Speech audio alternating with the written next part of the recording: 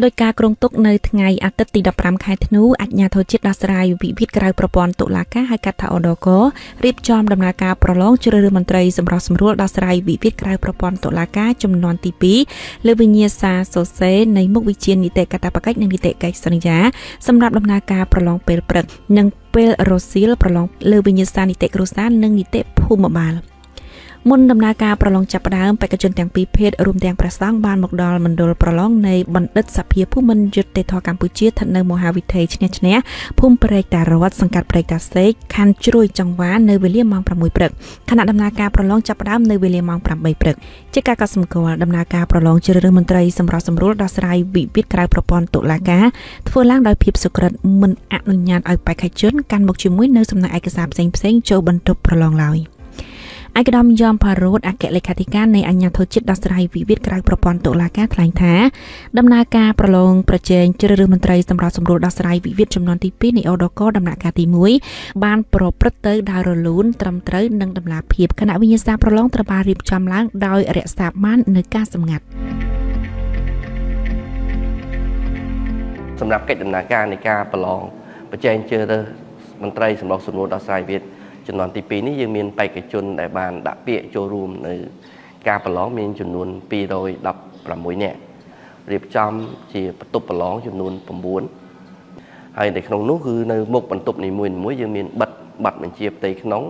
សម្រាប់ឲ្យបេក្ខជនគាត់ពិនិត្យមើលតើអ្វីដែលគាត់ត្រូវធ្វើនិងអ្វីដែលគាត់មិនអាចធ្វើបាននៅក្នុងអំឡុងពេលនៃការប្រឡងក្រៅពីមានការប័ណ្ណបញ្ជាផ្ទៃក្នុងនៅមុខបន្ទប់នីមួយៗអនុរិយនៅតាមបន្ទប់ដែលមានចំនួន2រូបនៅក្នុងបន្ទប់នីមួយៗនេះគាត់ត្រូវអាននៅប័ណ្ណបញ្ជាផ្ទៃក្នុងជូនទៅដល់បេក្ខជននីមួយៗឲ្យគាត់បានស្ដាប់បានយល់ច្បាស់លាស់អំពីកិច្ចដំណើរការនៃការប្រឡងរបស់យើងផងដែរបាទចំពោះការរៀបចំវិញ្ញាសាសរសេរនៅក្នុងដំណាក់កាលទី1នេះគណៈកម្មការរៀបចំនឹងដឹកនាំរួមបានអញ្ជើញគណៈមេប្រយោគនៅក្នុងមួយវិញ្ញាសាមានដល់ទៅ4រូបដែលឲ្យគណៈមេប្រយោគគាត់ចេញវិញ្ញាសាហើយគណៈកម្មការរៀបចំដឹកនាំរួមលោកនឹងពិនិត្យហើយនឹងចាប់គេថាជ្រើសរើសវិញ្ញាសាដែលគណៈមេប្រយោគនីមួយៗគាត់ដាក់មកហើយគណៈមេប្រយោគគាត់អត់ដឹងថាតើវិញ្ញាសាណារបស់គាត់ដែលត្រូវបានយកមកប្រឡងទេហើយដែលវិញ្ញាសានេះយើងរៀបចំសម្រាប់មុខវិជ្ជានីមួយៗយើងរៀបចំជា3បាទហើយយើងរៀបចំបិទចិត្តតែម្ដងសូម្បីតែគណៈមេប្រយោគក៏គាត់មិនអាចដឹងដែរមានន័យថាមិនមានអ្នកណាអាចដឹងថាវិញ្ញាសានៃការប្រឡងនេះនឹងចេញមួយណានោះទេបាទនៅមុននៃការចាប់ផ្ដើមការប្រឡងយើងមានដំណាក់កាលនៃការបើកវិញ្ញាសាដែលដំណើរការនេះគឺស្ថិតនៅក្រោមការដឹកនាំរបស់អាដាមបណ្ឌិតចិនម៉ាលីនអនុប្រធានប្រចាំការនៃ ODK ហើយយើងអញ្ជើញបេក្ខជនមួយរូបនៅក្នុងចំណោមបេក្ខជននៅក្នុងបន្ទប់ហ្នឹង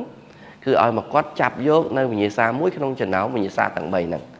បាទអញ្ចឹងបេក្ខជនគាត់ចាប់បានវិញ្ញាសាណាមួយគឺគណៈកម្មការនឹងចាត់ចែងយកវិញ្ញាសានោះ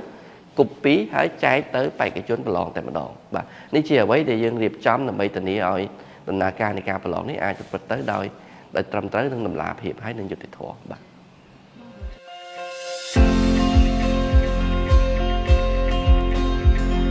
គួរជម្រាបជូនថាដំណើរការប្រឡងជ្រើសរើសមន្ត្រីសម្រាប់សម្រួលដោះស្រាយវិវាទក្រៅប្រព័ន្ធតុលាការធ្វើឡើងបន្ទាប់ពីទទួលបានគោលការណ៍អនុញ្ញាតពីសម្ដេចមហាបវរធិបតីហ៊ុនម៉ាណែតនាយករដ្ឋមន្ត្រីនៃព្រះរាជាណាចក្រកម្ពុជាអំពីតម្រូវការជាក់ស្ដែងក្នុងការជ្រើសរើសមន្ត្រីសម្រាប់សម្រួលដោះស្រាយវិវាទចំនួនទី2នៃ ODK បន្ថែមដើម្បីឆ្លើយតបនឹងចំនួនសំណុំរឿងដែល ODK ទទួលបានពីប្រជាពលរដ្ឋ